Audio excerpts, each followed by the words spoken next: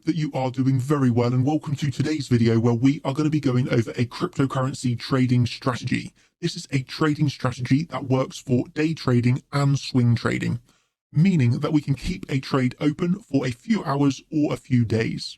And it also works across different markets. So we can incorporate this strategy into trading Bitcoin, cryptocurrency, Forex markets, or the stock markets. So you'll be able to use this strategy instantly after watching this video. So I hope that you thoroughly enjoy it.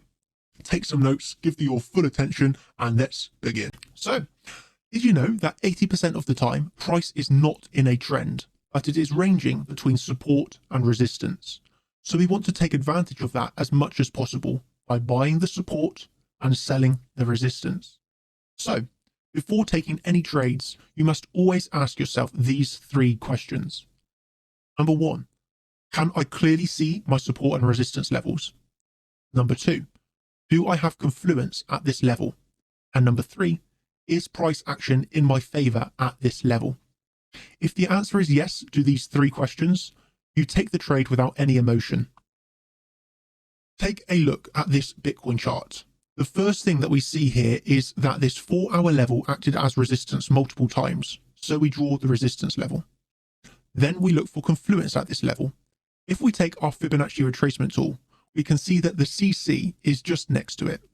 Afterwards, we want to wait for price to come back up and see how it will react at this level on the lower time frames. When we want to take a short, we always look for a shooting star or a bearish engulfing candle formation. That is our trigger to enter the short.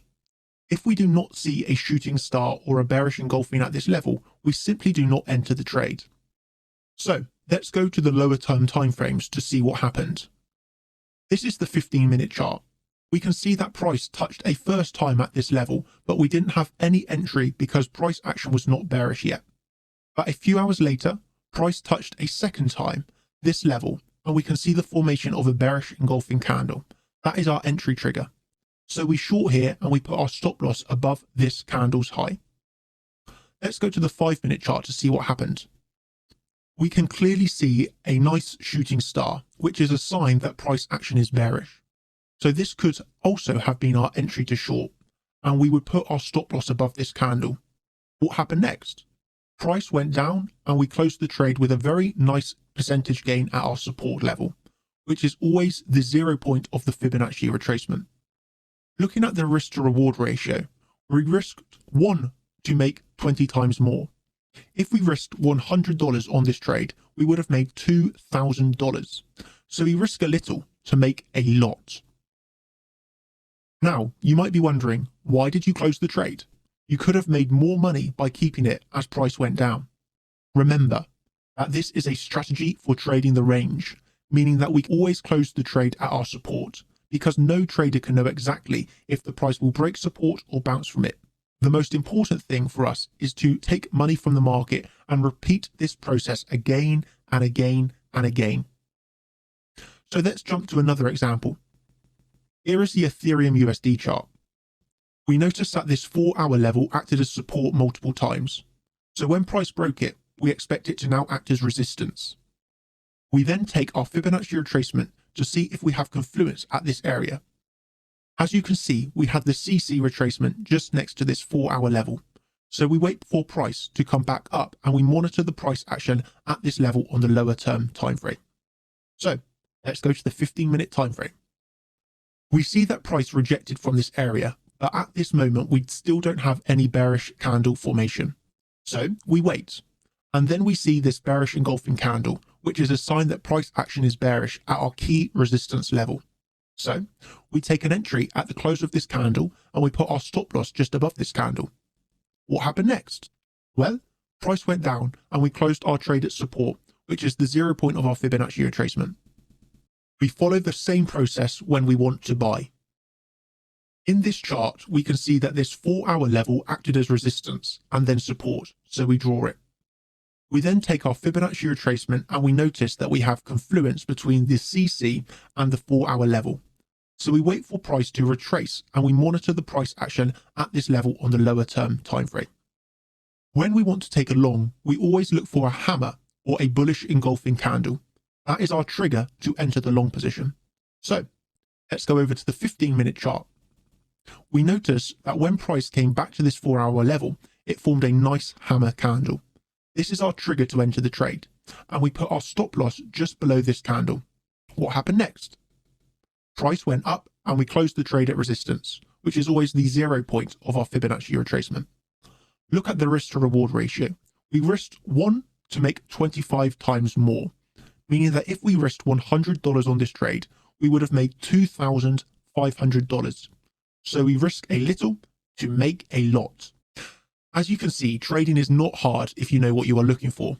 Also, guys and girls, if you like what you are seeing and enjoying the content, please leave some comments down below of feedback and leave a thumbs up, as it is always heartwarming to see what you think. Moving on, we can use this same strategy for Forex. This is the Euro USD pair. We identified that this 4-hour level acted as resistance multiple times, so we draw it. We then take our Fibonacci retracement and we see that we have confluence with the CC zone. We then wait for price to come back to this area and we monitor the price action on the lower term timeframes. So let's go to the 15-minute chart. Look at the price action when we reach that level. We can clearly see the formation of a shooting star, which is our trigger to enter a short, and we put our stop loss just above this candle. What happened next? Well, price went down and we closed the trade with a very nice profit at our support, which is the 0 point of our Fibonacci retracement. Let's jump to another example. In this chart, we spot that this daily level was acting as support and resistance, so we mark it as our daily level.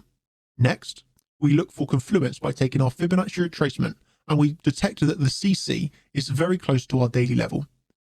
Then we wait for price to come back down to this area of support, and we track the price action on the lower term timeframes. So let's go to the 4-hour. Look how price reacted when it came back to touch this daily level. We can clearly see the formation of a hammer candle, which is a strong sign that price action is bullish at our support. So we enter a long here, and we put our stop loss just below this candle. What happened next?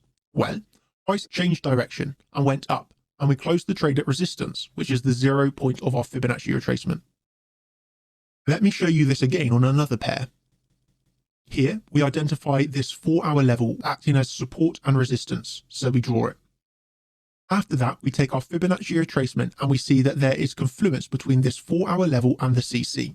So again, we wait for price to come down and we monitor the price action at this area on the lower term timeframes. So let's go to the 15-minute chart. What do you notice? When price came back to the 4-hour level, we clearly see the formation of this bullish engulfing candle, which is our entry trigger to enter a long, and we put our stop loss just below this candle. What happened next? Well, price went up because this level acted as strong support, and we closed the trade at our resistance, which is the 0 point of our Fibonacci retracement. Now, remember this. The CC zone is not a strategy by itself, meaning that we never take a trade by only using it alone. We always look for confluence with support and resistance levels and track the price action at these levels. So you might be wondering, why do we even need to use the CC zone? We need to use it because most traders have their eye at this level. Moreover, most trading is done by bots and algorithms, and they are programmed to take this level into consideration when making trading decisions. Let me show you how this concept is also working on the higher term timeframes. This is the Bitcoin USD chart on the monthly time frame. Why did the price stop exactly at this level?